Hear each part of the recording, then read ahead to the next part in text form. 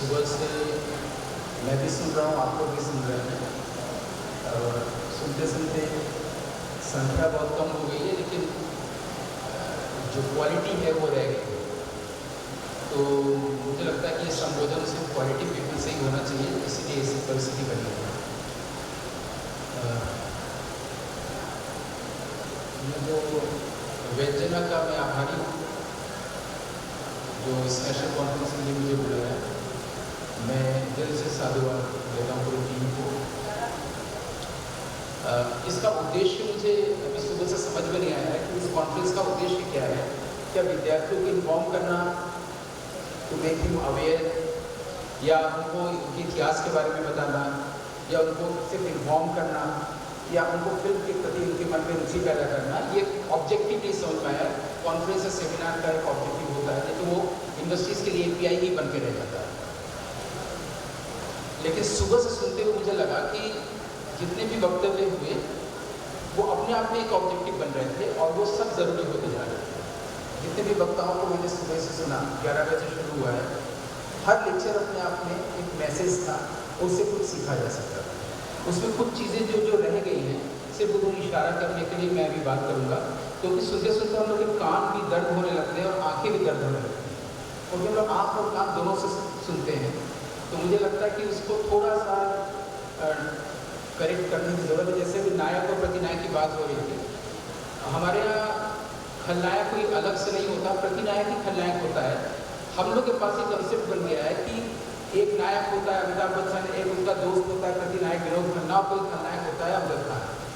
हमारे यहाँ सबसे पहले ये कंसेप्ट लिया था भारतीय काव्य शास्त्र से, नाट्य शास्त्र से, इसमें सिर्फ नायक, नायिका और प्रतिनायक होता था। डेवलप होते होते, एडिट और री-एडिट होते हुए सब नए शब्द हो गए हैं। अंग्रेजी में भी सिर्फ प्रोटैगनिस्ट, एंटागोनिस्ट, जुवेनाइल होता है, चौथा कोई चीज़ होता है।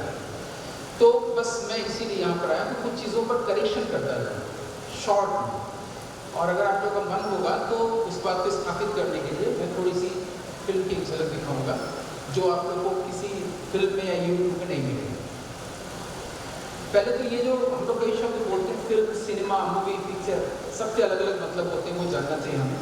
हम लोग जब पहले दिन फिल्म के क्लास में जाते हैं तो पहले पूछते हैं फिल्म किसे कहते हैं।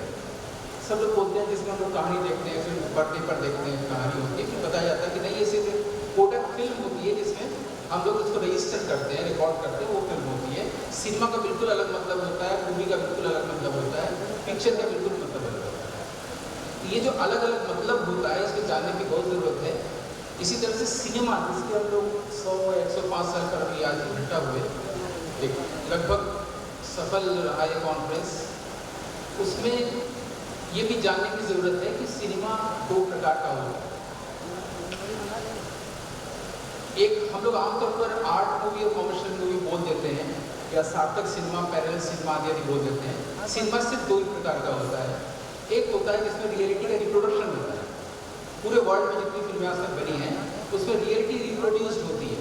जो भी हमारे आसपास घटती है, कोई चीज़ हमारे भीतर घटती है, उसको फिर से फिल्म कला के माध्यम से दिखाना, ये एक प्रकार की फिल्म होती है जिसे हम लोग कमर्शियल फिल्म कहते हैं।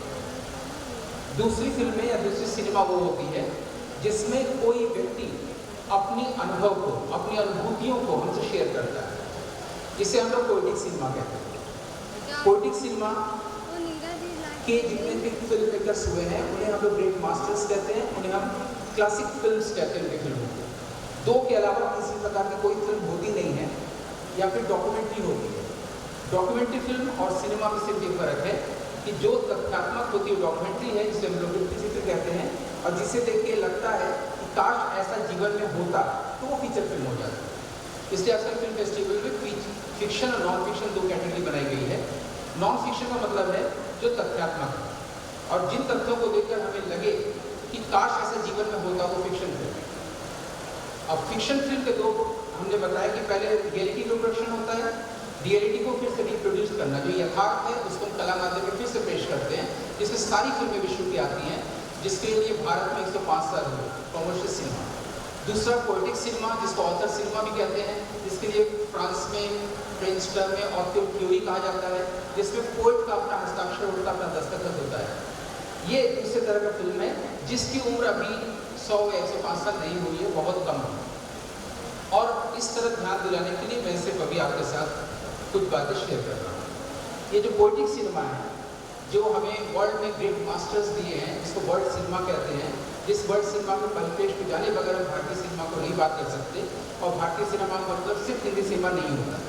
तो उस वर्ल्ड सिनेमा के पैनोरमा को थोड़ा सा जानना जरूरी है। वो ग्रेट मास्टर्स कौन है, उनमें से कुछ नाम मैं लेता हूँ, शायद आपने उनकी फिल्में देखी भी होंगी, जैसे Ingmar Bergman, Luis Bunuel, Akira Kurosawa, Andrei Tarkovsky, Krzysztof Kieslowski, Charlie Chaplin,